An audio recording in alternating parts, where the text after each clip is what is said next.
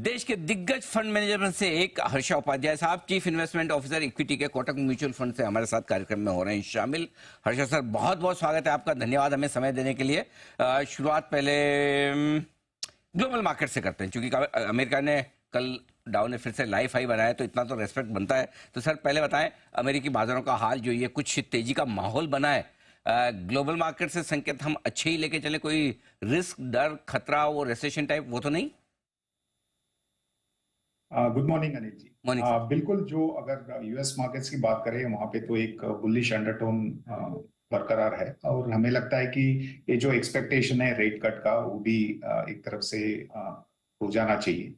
Overall अभी इतना तो मंदी नहीं है कि एक रिसेशन का जो बीच में एक दो हफ्ते पहले जो आशंका थी उस पे भी बहुत ज्यादा कंसेंसस ओपिनियन नहीं बन रहा है। तो हमें लगता है कि ये अभी शुरुआत है इंटरेस्ट रेट कट्स की, और कुछ इंटरेस्ट रेट कट्स दिखाई देंगे। लेकिन जरूर ये कहना चाहूंगा कि इस बार जो इंटरेस्ट रेट साइकिल रहेगा वो इतना डीप इंटरेस्ट रेट साइकिल नहीं रहेगा, शायद ये शैलो रहेगा, ये हमारा मानना है। लेकिन फिर भी वो एक तरफ से इक्विटी वैल्यूएशंस के लिए पॉजिटिव होना चाहिए, और उसी के चलते हुए एक तरफ से डिस्काउंटिंग भी थोड़ा बहुत हो रहा है उस एक्सपेक्टेशन का। जी हर्षा सर, देखिए आपके पास तो पैसे बहुत हैं, फंड में लगातार आ रहे हैं, हमारे रिटेल इन्वेस्टर बड़े कॉन्फिडेंट है, भरोसा करके दे भी रहे हैं।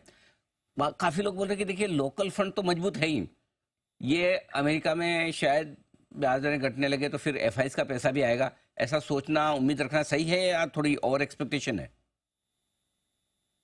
कुछ हद तक वो एक्सपेक्टेशन सही है, लेकिन ऐसा भी नहीं है कि जो कुछ अलग ज्योग्राफी में इन्वेस्ट करते हैं या कुछ अलग एसेट क्लास में इन्वेस्ट करते हैं वो इक्विटी में और इंडिया में आ सकते हैं, वो ऐसे भी नहीं रहता। लेकिन जो इंडिया में पैसा आ सकता है उसमें थोड़ा सा बढ़ावा दिख सकता है।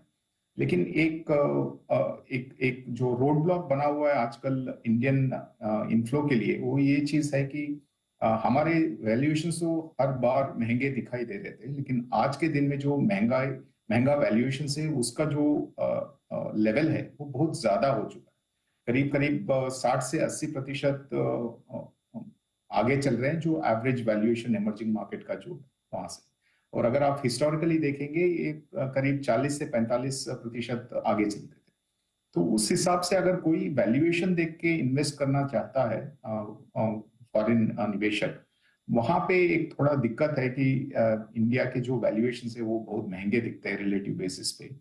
वही कारण से शायद पिछले अगर 7-8 महीने से अगर आप देखेंगे तो कुछ खास फॉरेन फ्लोज नहीं आए। लेकिन मैं ये भी कहना चाहूंगा कि ऐसा तो नहीं है कि हम पूरा फॉरेन फ्लोज पे डिपेंडेंट है।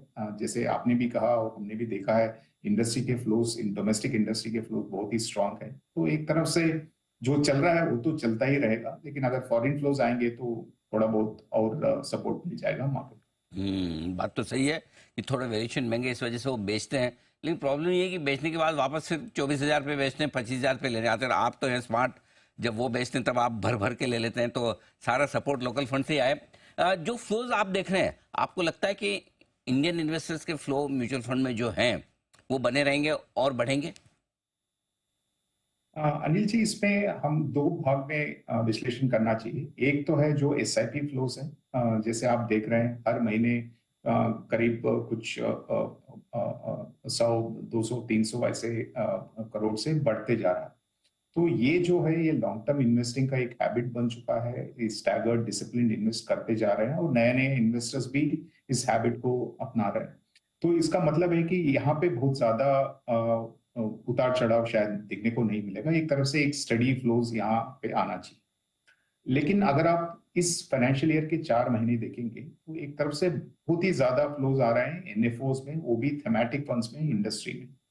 ये मैं मानता हूं कि ये सेंटिमेंट की वजह से आ रहा है, और ये अगर सेंटिमेंट्स में कोई रुकावट आती है तो ये बहुत क्विकली यहाँ पे रिवर्सल भी हो सकता है। तो यहाँ पे एक नजर रखनी चाहिए।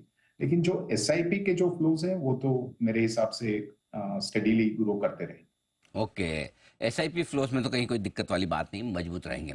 अब आइए थोड़ा हमारे बाजारों के डायरेक्शन पर भी राय ली जाए, क्योंकि आप कह भी रहे हैं कि थोड़े से वैल्यूएशंस महंगे हैं।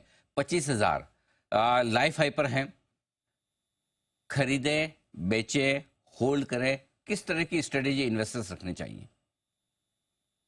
देखिए, अगर आप लॉन्ग टर्म निवेशक हैं तो इस लेवल पे भी निवेश करना कोई अ, यहाँ पे बहुत ज्यादा रिस्क नहीं दिखता है। एक थोड़ा बहुत लार्ज कैप टिल्ट रख के आप लॉन्ग टर्म के लिए निवेश कर सकते हैं।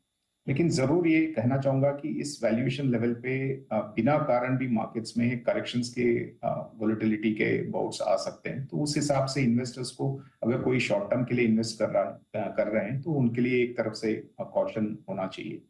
और दूसरी बात यह है, जो फंडामेंटल लेवल पे थोड़ा सा चेंजेस दिखाई दिए हैं अर्निंग्स लैंडस्केप में। पहली बार कोविड के बाद एबिटा ग्रोथ जो है वो सिर्फ 5% रहा निफ्टी बास्केट का।